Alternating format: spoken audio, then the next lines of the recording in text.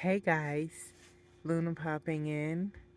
Thank you for visiting my channel, liking my page, following my journey. I appreciate you. It's about 9:40 in the evening and Bodhi and I have somewhat retired for the evening. And we were just hanging out in the van. Bodhi's here at my feet where the double doors are for the van that open like that. Bodhi's right there. That's his space. And I sleep with my head towards the back of the van where the doors open like that.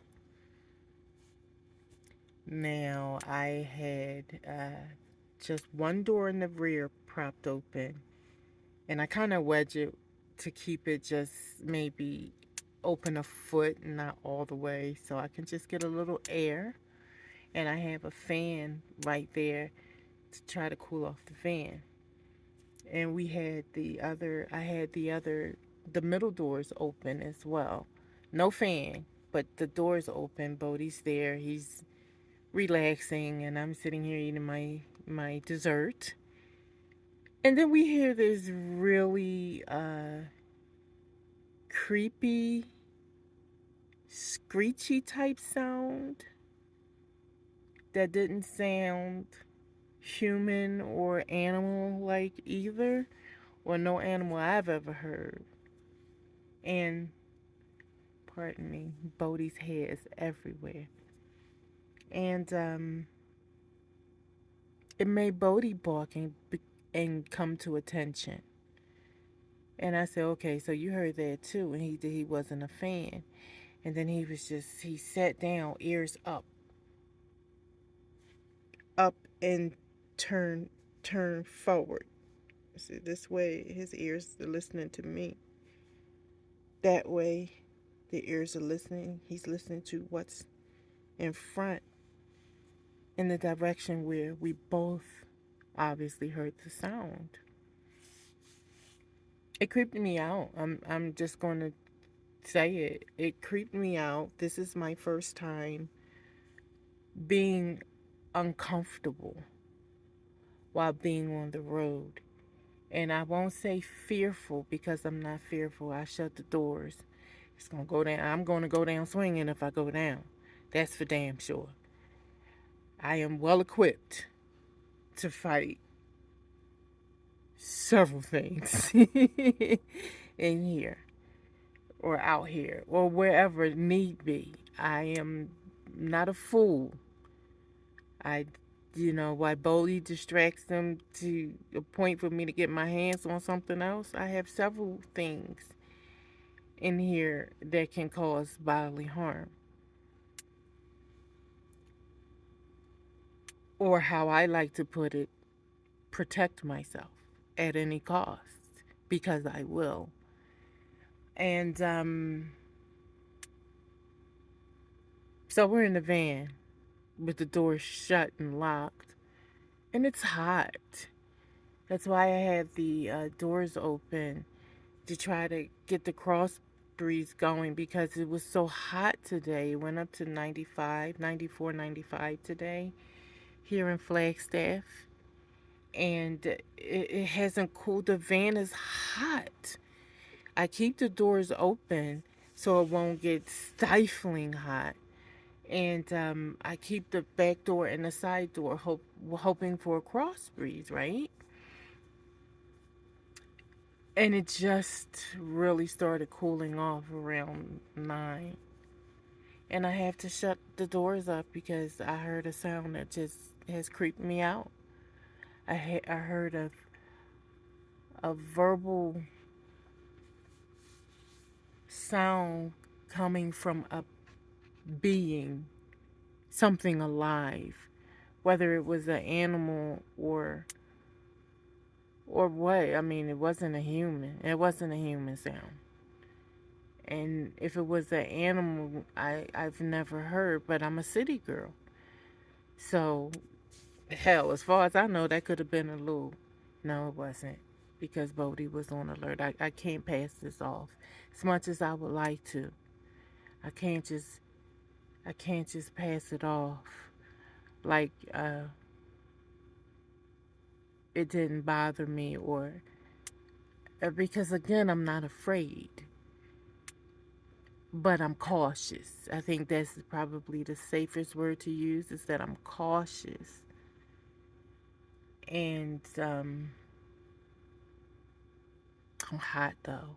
I really wish I could open the doors and get some fresh air. But yeah, I'm not doing that. Have you guys had every have you guys ever had any creepy or frightening encounters while you were camping or van lifing? I'm speaking specifically to nomads, as I am a nomad van lifer. And I'm approaching 7 months as a nomad. On the 24th of July, it will mark 7 months that I will be a nomad. So I still consider myself a newbie. I'm under a year. But I can honestly say, other than the first time I heard a pack of coyotes when I was in Quartzsite, my first month. Now that scared me because I wasn't familiar with the behavior of coyotes in such a large pack. The only reason I know it was a large pack because they were howling. I don't know if it was a what they were doing. I know what I was told by another nomad is that coyotes in the desert, and when they're in packs like that, they the female coyote has a call for help, um, entrapment. It's a ploy. It's a ploy that the female coyote in the pack, like a siren. She acts like a siren, but she's on land where her house, or she acts as if she's in pain or distress, in hopes to lead animals smaller than, well, they could be smaller, but if it's a pack, they can all take down my dog. Definitely, they could take down Bodhi. God, I couldn't even imagine it. But that was the first fright that I had because I never heard them. And we had coyotes walking through Sun City and Surprise and Buckeye and Phoenix and all those places, Avondale, everywhere. Coyotes walk through the towns. It's common. But I've never heard them in such aggressive tones and barks. And it's almost like it was a swoon. Like, just luring people. It was like the Pied Piper was leading people to their deaths. It was very interesting once I found out how they operate, but the sounds that they were emitting were so loud, and I could tell it was numerous coyotes, that it was frightening because Bodhi was outside, but he had been tethered. I think somebody pooped in the van. At that time, I still had the pop up, so it was my first month for sure. But I think my first couple of weeks actually when that happened, and that was my introduction to coyotes in the wild for real. So that was scary because I knew what that was. I didn't know if they would attack. I didn't find out the behaviors of the coyotes until after the incident. So I was in there and I was really grateful that my dogs were tied up, that they were tethered and they couldn't run off because I wasn't opening the door. I was that afraid. This episode differs though because I can't identify the sound of the noise. I can't identify. I can't identify. That's all I'll say. I can't. And the fact that Bodhi reacted the way he reacted made me immediately